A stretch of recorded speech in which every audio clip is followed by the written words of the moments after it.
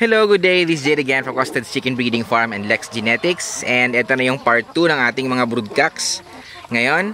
So, we have here, starting from our number 46. Ito yung mga nauna nating KBS na roosters, no? Mas maganda yung mga kapatid nila na na naka-range, no? But, mas gwapo yung mga yon. Ito, medyo mas malaki ang katawan nito, no? Pero mas gwapo yung nasa range ko doon. So, ayan siya. Syempre, sa video natin, maliliit tingnan. We have here our very first nating double naked neck na white. This is an inbred Balkan as well.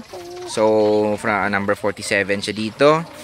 And ito, another Balkan, purebred Balkan natin. So, from another line as well. So, parang splash siya na barred. This is my first time seeing this color, no? Parang wala rin akong naipapalabas na ganitong kulay. Naku-curious pa ako nito before kung anong kalalabasan ng splash tsaka barred na blue. So, baka ito nga yun, no? But I'm not sure. Pero, okay siya, no? Yan. So, malaki to. Probably isa to sa pinakamalaki dito sa mga manok na makita natin. Ayan. Etong isa, pedigree wise, syempre Balkan natin yan. Wala kang negative na makukuha dyan. Ito, another one of our Balkan Angeline cross as well. So, sobrang ganda nito, no?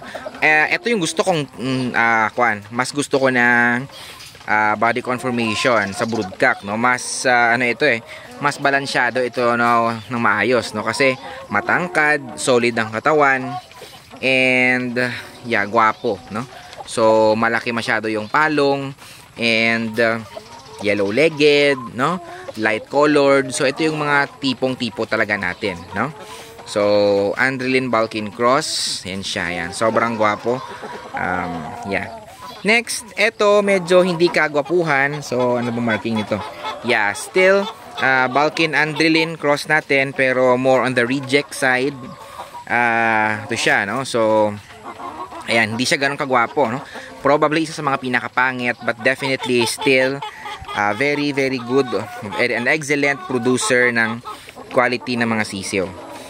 And of course, here is another Balkan Angeline cross, pero mga bata ito, and ibang Angeline tsaka ibang Balkan yung gamit natin. So eto siya, malaki din to, solid katawan, and hindi mabalahibo. Ang problem natin ngayon is parang naubos ang testosterone siguro nito, no? Kasi parang takot na takot siya. Kasi nung bagong lagay siya dito, no, naging matapang siya, nilabanan niya yung nasa kabila, hanggang sa to the point na ayan, wala na siyang tapang. And ito yung kapatid niya, no? Before, ito yung mas maliit, pero ngayon mas maganda na, no? Ilang beses natin napakita to sa page as well. Sobrang gwapo talaga nito, no? Ito yung mga tipo din natin, no? Mas gwapo to kaysa dun sa isa kanina, pero hindi na natin ma-reproduce to ngayon, no? And we have here another white Balkan natin. So ito siya, white Balkan, pero ang parents nito are both mga blues, no? So recessive white siya. Lumabas lang siya, no, from blue na parents. Blue nanay, blue tatay, pero lumabas na puti. Okay? Here's another cutie. Ito na yung parang galit, no? Hey, hindi ko makita ang itsura. So mas maliit to siya compared sa iba, pero maganda ang pedigree nito, no? This is an inbred kasi, no? So ayan. So poging-pogi, no? Napakapula nung tawag ito, nung leeg, okay? Pero medyo nag-dark yung kanyang palong sa dulo, no? Probably nasi-stress siya or what. Ayan. So ito yung pinalaki ko sa range before, no? So alagang karton to, no? Hindi ko nalagay sa brooder. Sa karton ito pinalaki, tsaka diretsong range, kaya medyo siguro na naging stunted siya, no? Hindi siya lumaki tulad ng iba. Kasi wala siya sa brooder, no? Sa ano siya, na range siya very early, karton lang yung bahay, no? Pero pedigree wise, napakaganda nito. Okay? Of course, malaki katawan yan. Hindi lang obvious, no? Pero maliit siya compared sa iba. And ito is another Balkan, no? Mga class A talaga ito na Balkan, no? So, napakaganda nitong white na to. Ibang tito niya ito, no? Mas solid ang katawan nito kumpara dun sa kabila. Okay? So, the only thing na mas nagagandahan ko dun sa kabila is syempre, double naked neck siya. Ito kasi single lang, no? Ay, Maria! Tapos, ayan. Pero mas solid katawan nito. Now that I think about it, meron bang hindi solid katawan dito? Parang wala naman. So, ito another Balkan Angeline cross natin. So, mas maliit to siya compare sa mga naka-range as well. Hindi rin siya ganoon kagwapo, no? Compared dun sa mga nasa range.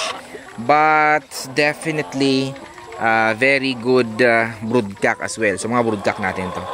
Ito, another one. This is an inbred, no? Inbred na Balkan. Okay? So, inbred Balkan din to siya. Ayan. So, white din. Hindi siya ganun kalaki compared dun sa iba. Hindi rin siya ganun kapogi, no? Compared dun sa iba. Pero syempre solid din ang katawan. Ito, medyo reject to siya compared sa iba. Probably pinaka-reject sa lahat. So, hindi siya ganun kagwapo. Tsaka makikita nyo, meron siyang balahibo sa paa, no? So, may linyada po talagang Brahma yung aking mga broodcocks. Ayan. So, nakain yung kanyang puwet nung while growing, kaya wala siyang buntot. Ayan. So, hindi to ganun ka-solid ang katawan. Probably ito ang pinaka, hindi solid ang katawan dito sa kanila. And, if solid ang katawan ng ating pag-uusapan, ito na naman yung isa. Kung makikita niyo yan, no? Ayan. Okay, ay, oh my gosh. So, sobrang gwapo. Another white, Balkan. So, still an inbred. Inbred, medyo matanda to compared sa iba kanina na mga white, no? So, sobrang gwapo as well. And, last but not the least, eto. So, this is, ay, iba. Okay. So, this is, let's see, anong marking nito?